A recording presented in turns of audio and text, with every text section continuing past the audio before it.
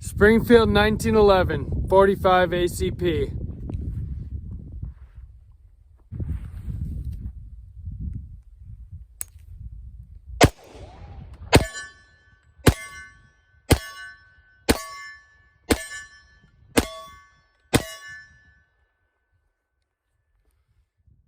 Hi folks, welcome back to Sawtooth Tactical.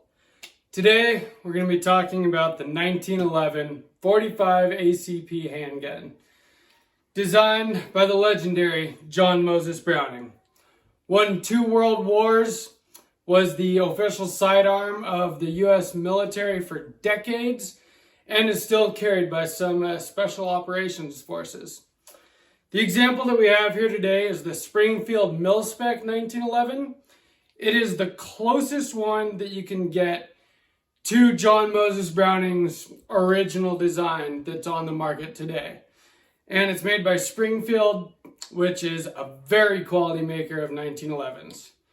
It's got a forged frame and slide, stainless steel match barrel, and in just about every way, it matches up to the original design of the 1911. So we're going to talk about this, we're going to shoot it a little bit, and we're going to have some fun. But first, again, can I remind you to like, share, subscribe, and become part of our community here at Sawtooth Tactical. Thanks.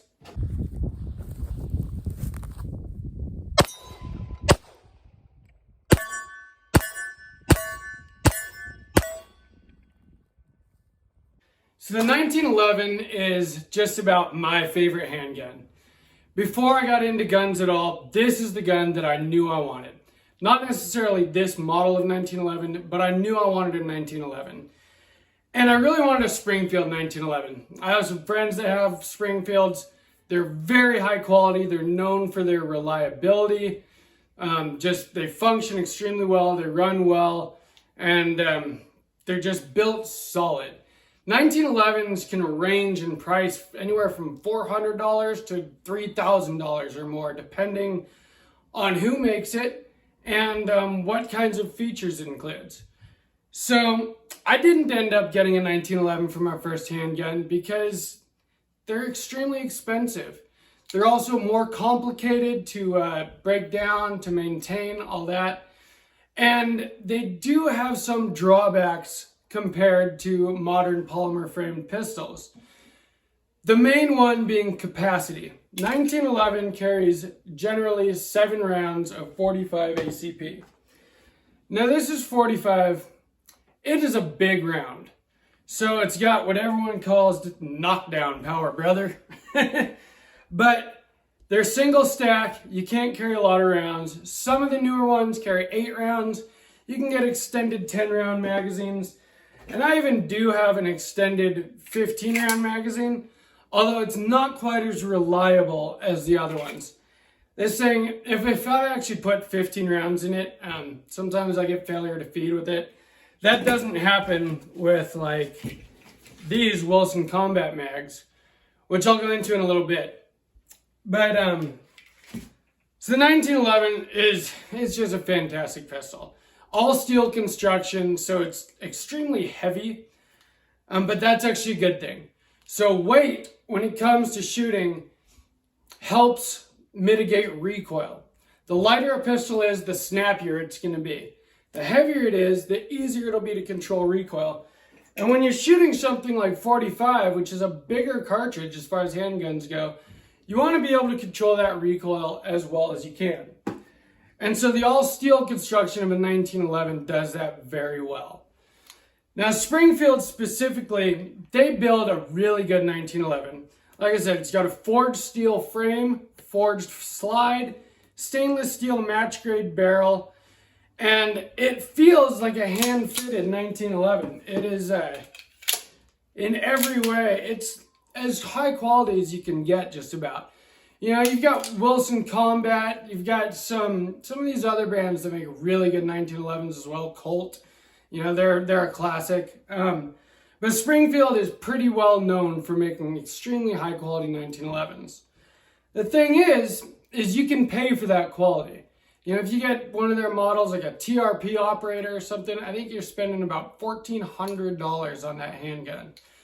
So that was a little scary for me to get into for one pistol. Did a lot of research and I found this. This is the Springfield Mil-Spec 1911. And it is the closest 1911 that you can find on the market today to the original design of John Moses Browning. There's a couple of upgraded features just to make it more reliable and more modern. It's got the flared ejection port. It's got better sights. The original, GI 1911 had sights that were almost impossible to pick up. Now, I don't think they really designed it to be an accurate shooter back then. That was their sidearm. So if things got really dicey in battle, that was for something very, close. So that was more of a point and shoot kind of deal. Modern shooters today want sights that they can get a decent sight picture, pick up, and shoot accurately. And that's especially true with the 1911 because this is, by design, an extremely accurate pistol. Of all my pistols, this is the most accurate one I have. I can shoot this better than any of the others. With a little practice, it is hard to miss with the 1911. You have a 5-inch barrel, so that gives you a longer sight radius, which makes it much, much easier to aim down your sights. Also, with the weight of it, it's easier to manage recoil. Besides that, it's got the legendary 1911 trigger. So one of the great things about the 1911 is the single action only trigger. So the trigger in the 1911, unlike a striker fired pistol, and unlike a lot of other pistols that are double action, single action, where the first trigger pull is long and heavy and it actually pulls the hammer back with the trigger, the 1911 doesn't do that. When you rack the slide, it pulls the hammer back. Once the hammer is back, all the trigger does is drop that hammer.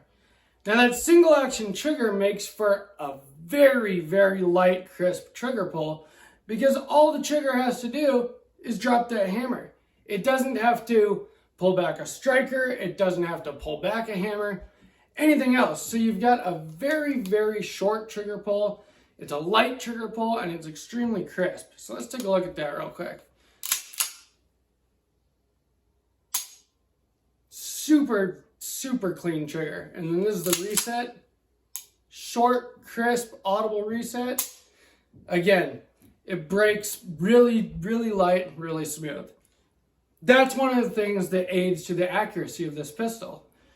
The biggest thing that's going to hurt your accuracy when shooting is a bad trigger pull, a long trigger pull, a heavy trigger pull. Because as you're aiming down your sights, as you're pulling the trigger, you just have more time and more opportunity to flinch the pistol, to pull it in any direction. When you have such a short, crisp trigger, you just have less of an opportunity to make a mistake. You can fire the pistol faster, more accurate, and it's just easier to keep your shots on target.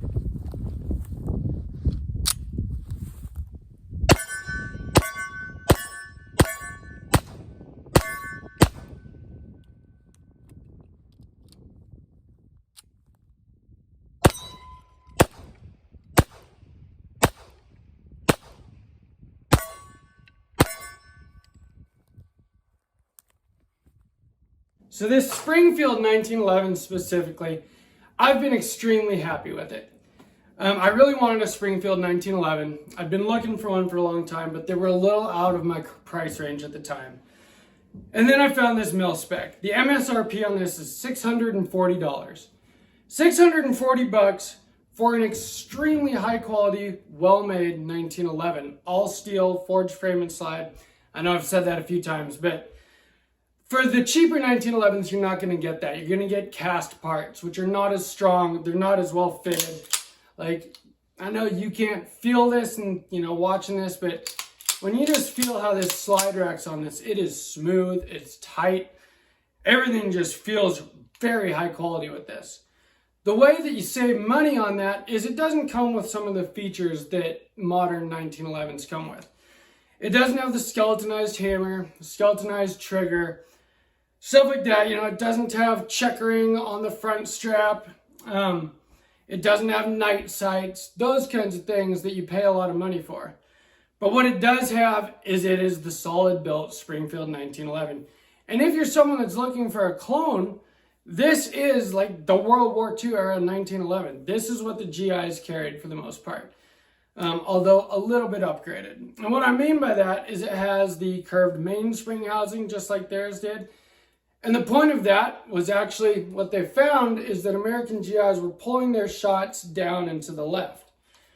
So by putting this curved mainspring housing on it, it actually points the pistol up a little bit in your hand. Now, most modern 1911s have a flat mainspring housing because shooters these days have learned to shoot that way. But to make this as accurate as possible, they put the curved mainspring housing on there, which is pretty cool because it looks just like the original. It has the same grip safety, and that's one of the things about a 1911 is the safeties. So you have a grip safety on a 1911. You cannot pull this trigger unless you have a good grip on the pistol. It also has a slide safety on it. So this is what's called cocked and locked, and it's how people carry 1911. Locked and cocked, excuse me. So, and people get scared about that. Like, you carry a gun with the hammer back, but it is about the safest way to carry a gun, actually. This trigger will not pull unless you're gripping the grip safety and you have the slide safety off. Then it drops very easily. So cocked and locked is actually a very safe way to carry. Now, I don't carry my 1911 generally. I have a holster for it, but it's a big gun to carry. It is nice and thin profile, so, you know, it's comfortable to an extent, but it's got a very long handle, and that's the part that's going to print. And it's going to be obvious you're carrying it unless, you know, I know that there are guys that have carried 1911, full-size 1911s for years.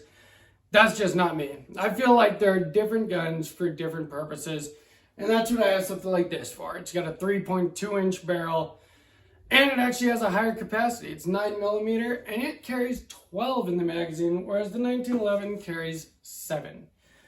So, being capacity as the main drawback to the 1911 is one of the reasons why I feel like it's got its place, but there's also other things that have their place. For me, the 1911 is just a fun gun to shoot. I really enjoy shooting this. I like shooting 45. It's got a different feel than 9mm. It's more of like a solid push than a snappiness, which is, it just feels good to shoot. It's a big round. It's got a lot of power behind it, but it's a slow moving round.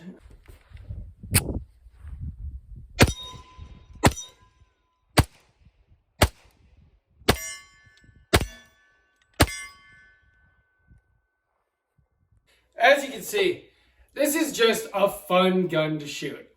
As far as pistols go, it's just fun to shoot something so accurate. It's nice when you're hitting steel. So, I like that. Another thing people always think about 1911s is they think that they're complicated compared to modern polymer pistols. But they're really not all that complicated. To break one down is pretty easy. All you have to do, you push this thing back, turn your bushing there, pull this out, pull your frame off the slide, and you're basically done. But you do have to maintain it a little bit more than a polymer pistol. You have to keep it well lubed, and I like to clean it honestly after every range trip. I like my guns to be clean. I like to know that they're going to work if and when I need them to. And they do. I have never had a single failure with this 1911 that wasn't related to this big extended magazine. So as long as you're running quality magazines, the thing will run. And that's the big thing too. So when you buy this Springfield 1911, they do other things to save you money. So it comes in a cardboard box. Now it's a nice cardboard box, but it's a cardboard box. With that, you get a gun lock, like you do with any gun that you buy. You get your manual, and you get this nice little soft carrying case, which I've actually found to be quite useful. Each and every one of my other pistols, I've had to buy a case for it that I can lock up. This stays in my gun safe, so it's locked up. And the case is kind of nice because it's got this little pocket in it. You can carry a couple other magazines.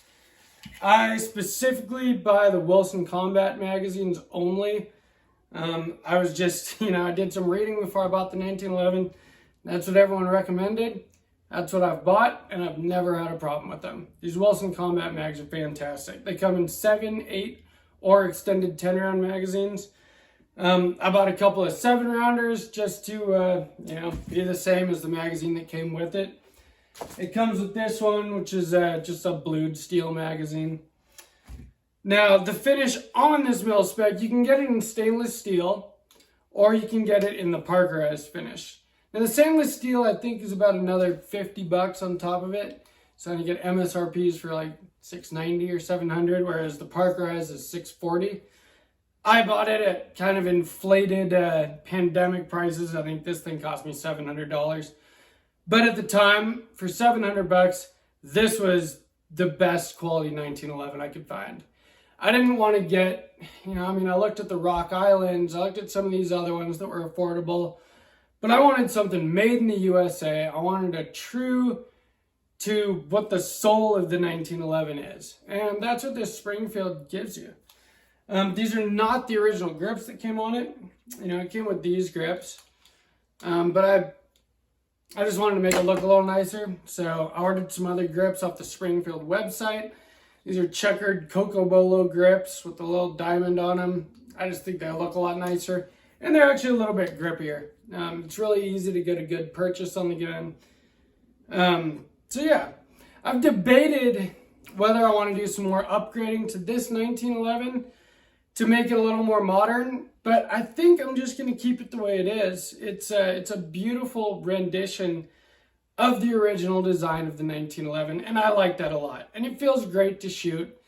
And so I'm not sure I really need to waste money on turning it into a 1911 that looks like everyone else's 1911.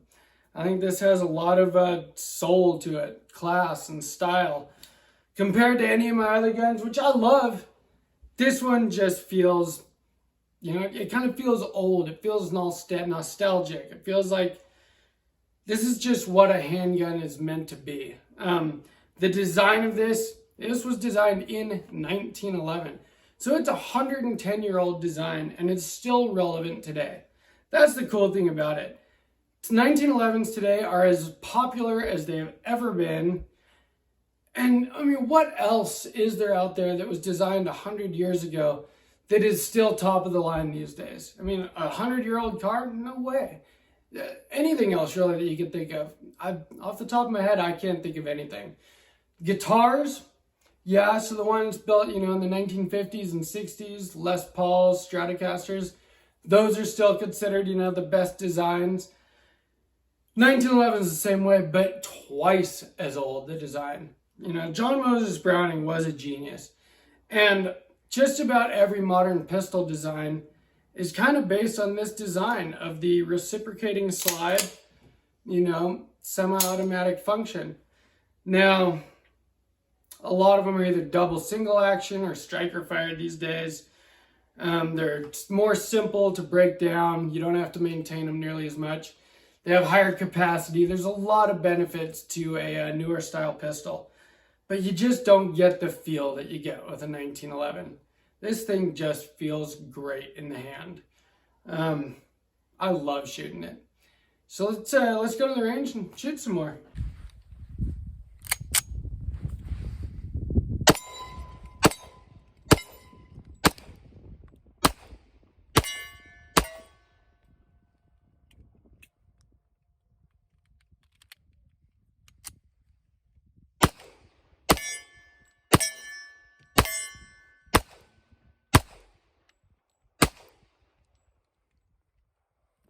Springfield 1911. Love it. This gun is just fun to shoot. So remember, stay strapped or get clapped.